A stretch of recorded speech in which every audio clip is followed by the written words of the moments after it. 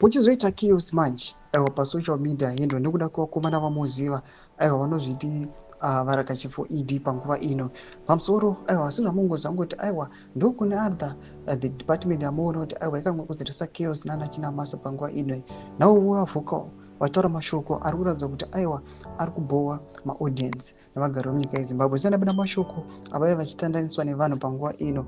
Notibva subscribe like kuti on the bell kuti imira paindo pavo paita a heated debate vakomana vachinjana mashoko vanobuda vachinyora vachiti one of the key goals of Vision 2030 emphasizes the issue of employment creation as a key component of economic development, targeting 11 million additional jobs by 2030.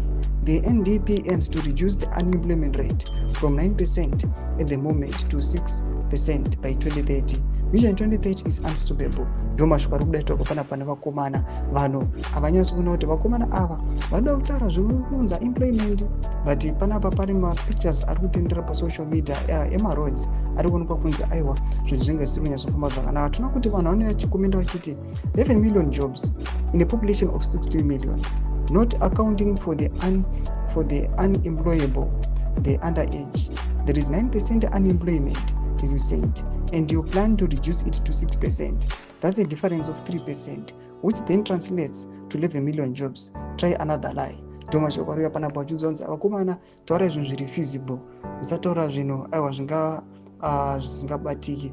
Vanouya panapa vachikomenda vachiti by 2030 population inenge yakura.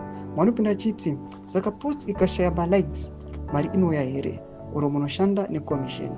Vanopindura voti malikes api apa ari kutsvagwa akuudza kuti tiri pabasa ndiani.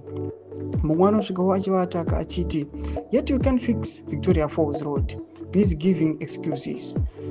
Ndo mashoko ari panapa achiatakwa nevanhu pamusoro pemashoko havanyasi kuonekwa kunzi these guys they are just vocal, but havazi kuuya vachiona kuti zvinhu zvavari kutaura izvi zviri attainable here. On top of that pane mapromises akawanda they have promised the citizens, but yet asati afulfiliwa. Tiudze mafungiro enyu muri kudii pamusoro pechitiko chipinda comment section medu mudze mafungiro enyu.